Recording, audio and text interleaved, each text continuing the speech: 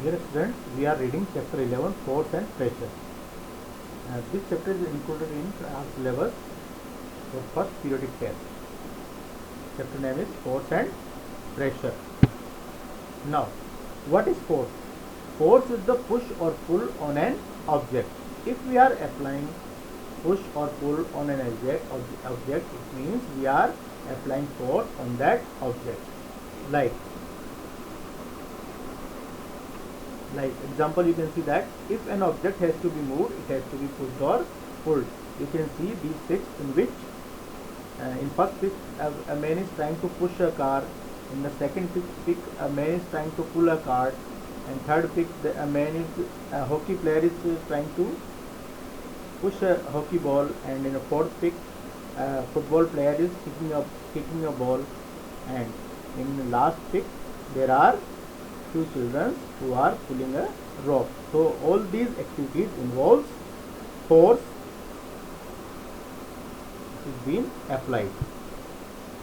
Now, force are due to interaction. Now, without touching any surface or any object, we cannot apply force on that object.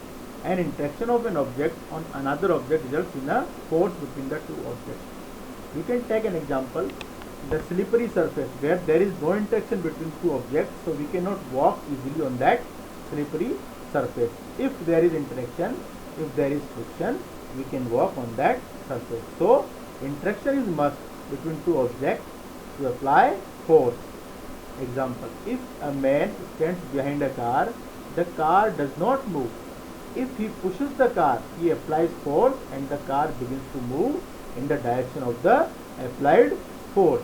So if we are just standing behind a car, we cannot move the car, but if we are touching the car and then applying force, we can push the car and the car starts moving. So interaction is must between two objects to apply force. Now, exploring forces.